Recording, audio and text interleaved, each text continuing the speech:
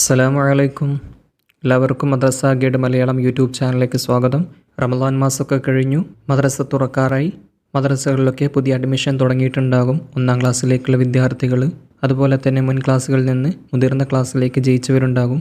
അപ്പോൾ സമസ്തയുടെ മദ്രസയിൽ പഠിക്കുന്ന വിദ്യാർത്ഥികൾക്ക് ഈ വർഷം വന്ന പുസ്തകത്തിൽ വന്നൊരു മാറ്റമാണ് നമ്മളിന്ന് വീഡിയോയിൽ നോക്കാൻ പോകുന്നത്. അപ്പോൾ വീഡിയോ മുഴുവനും കാണുന്നതിന് മുമ്പ് നിങ്ങൾ ആദ്യമായിട്ടാണ് ഈ ചാനൽ കാണുന്നതെങ്കിൽ താഴെ കാണുന്ന സബ്സ്ക്രൈബ് ബട്ടൺ ക്ലിക്ക് ചെയ്യുക. അതുപോലെ മറ്റുള്ള വിദ്യാർത്ഥികളിലേക്കൊക്കെ ഒന്ന് ഷെയർ ചെയ്ത് കൊടുക്കുക. പുതിയൊരു അധ്യയന വർഷമാണ് നമ്മിലേക്ക് ആഗതമായിട്ടുള്ളത്. പുതിയ കുരുന്നുകൾ 1-ാം ക്ലാസ്സിലേക്ക് പ്രവേശിക്കുമ്പോൾ അവരെ വരവേൽക്കുന്നതിന് വേണ്ടിയുള്ള ഒരു പരിപാടിയാണ് മെഹ്റജത്തുൽ ബിദായ എന്ന് പറയുന്നത്. ഇൻഷാ അല്ലാഹ് നാളെയാണ് നമ്മുടെ മദ്രസകളൊക്കെ തുറക്കുന്നത്. മെഹ്റജത്തുൽ ബിദായ പോസ്റ്ററുകളൊക്കെ തയ്യാറാക്കിയിട്ടുണ്ടാകും. ഇതുവരെയും പോസ്റ്റർ തയ്യാറാക്കിയിട്ടില്ലെങ്കിൽ നിങ്ങളുടെ മക്കൾ പുതുതായി മദ്രസയിൽ പഠിക്കാൻ പോകുന്ന വിദ്യാർത്ഥിയാണെങ്കിൽ അവരുടെ ഫോട്ടോ വെച്ചുകൊണ്ട് മെഹ്റജത്തുൽ ബിദായ പോസ്റ്റർ തയ്യാറാക്കാം. ആവശ്യമുണ്ടെങ്കിൽ ഞാൻ താഴെ ഡിസ്ക്രിപ്ഷനിൽ കൊടുക്കാം, അതല്ലെങ്കിൽ കമൻറ്റ് ബോക്സിൽ പിൻ ചെയ്ത് വെക്കാം. എങ്ങനെയാണ് ചെയ്യേണ്ടതെന്ന് ആ പോസ്റ്റിൽ ഉണ്ടാകും കേട്ടോ. കഴിഞ്ഞ വർഷത്തിൽ സമസ്തയുടെ മദ്രസകളിൽ 1-ാം ക്ലാസ്സിൽ 3 വിഷയങ്ങളാണ് ഉണ്ടായിരുന്നത്. അതിൽ തഫ്ഹീം തന്നെ 1ഉം അതുപോലെ 2ഉം, പിന്നെ ദുറൂസ് അറബി മലയാളം, പിന്നെ അതിൻ്റെ വർക്ക് ബുക്ക് ഉണ്ടായിരുന്നു. പക്ഷേ ഇപ്രാവശ്യം വളരെ മാറ്റം വന്നിട്ടുണ്ട്. ചെറിയ മാറ്റമൊന്നുമല്ല. കഴിഞ്ഞ വർഷങ്ങളിലൊക്കെ പുസ്തകത്തിൽ 1-ാമത്തെ വാക്ക് ഏതാണോ പറയുന്നത്, ഉദാഹരണത്തിന് സബബുൻ, കയർ, അതിൻ്റെ മാത്രം ചിത്രം ഇതിൽ കൊടുത്തിട്ടുണ്ടായിരുന്നുള്ളൂ. പക്ഷേ ഇപ്രാവശ്യത്തിൽ കുറച്ച് മാറ്റങ്ങളൊക്കെ വരുത്തിയിട്ടുണ്ട്. കുറച്ചെന്നല്ല, ഒരുപാട് മാറ്റം വരുത്തിയിട്ടുണ്ട്. കാണുമ്പോൾ തന്നെ കുട്ടികൾക്ക് ചിത്രങ്ങളൊക്കെ കാണുമ്പോൾ വളരെ ആവേശമായിരിക്കും. പിന്നെ അതിന് പുറമെ മറ്റൊരു പ്രത്യേകത എന്ന് പറയുന്നത് തഫ്ഹീമു തിലാവ, അതുപോലെ തന്നെ 1ഉം 2ഉം ഉണ്ടാകും കേട്ടോ. പിന്നെ ദുറൂസ് അറബി മലയാളം, ഇതിൽ തന്നെയാണ് എന്ത് വരുന്നത്, വർക്ക് ബുക്കും വരുന്നത്. പ്രത്യേകിച്ചൊരു ബുക്കായിട്ടല്ല, അതിൽ തന്നെ വർക്കും കൊടുത്തിട്ടുണ്ടാകും. ആ രീതിയിലാണ്. പിന്നെ 2-ാമത്തെ ക്ലാസ്സിനെ സംബന്ധിച്ചിടത്തോളം 4 വിഷയങ്ങൾ തന്നെയാണ് ഉള്ളത്.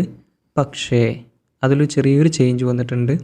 അഖ്ലാഖ് എന്നുള്ള വിഷയം, കഴിഞ്ഞ പ്രാവശ്യം അഖ്ലാഖ്, ഫിഖ്, അതുപോലെ തന്നെ അഖീദ, ലിസാന്, ഈ 4 വിഷയങ്ങളായിരുന്നു.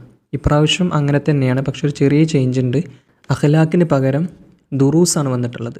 ദുറൂസുൽ ഇഹ്സാൻ, അത് 2-ാം ക്ലാസ്സിലാണെങ്കിലും 3-ാം ക്ലാസ്സിലാണെങ്കിലും 4-ാം ക്ലാസ്സിലാണെങ്കിലൊക്കെ അഖ്ലാഖിന് പകരം ദുറൂസുൽ ഇഹ്സാനാണ് വിഷയം വന്നിട്ടുള്ളത്.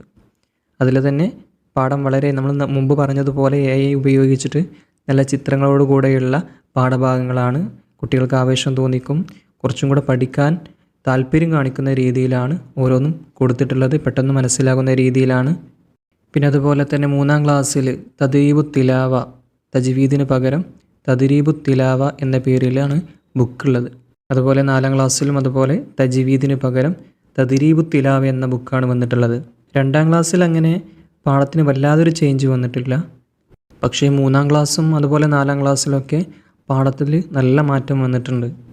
കഴിഞ്ഞ പ്രാവശ്യത്തെ ടൈറ്റൊക്കെ കുറഞ്ഞിട്ടുണ്ട്, 4-ാം ക്ലാസ്സിലൊക്കെ പ്രത്യേകിച്ചും. പിന്നെ മറ്റൊരു പ്രത്യേകത എന്ന് പറയുന്നത് ഇതിലെ പാഠബുക്കിൻ്റെ അവസാനത്തിൽ ഒരു മോഡൽ ക്വസ്റ്റ്യൻ പേപ്പർ അടങ്ങുന്ന ഒരു പേജുണ്ട്. ഏത് രൂപത്തിലാണ് പരീക്ഷയ്ക്ക് ക്വസ്റ്റ്യൻ വരുന്നത് എന്നുള്ളത് ഒരു മാതൃക പേപ്പർ കൊടുത്തിട്ടുണ്ട്. അപ്പോൾ അതിലൂടെ മനസ്സിലാക്കിയെടുക്കുക. സിലബസിൽ നല്ലൊരു ചേഞ്ച് വന്നിട്ടുണ്ട്.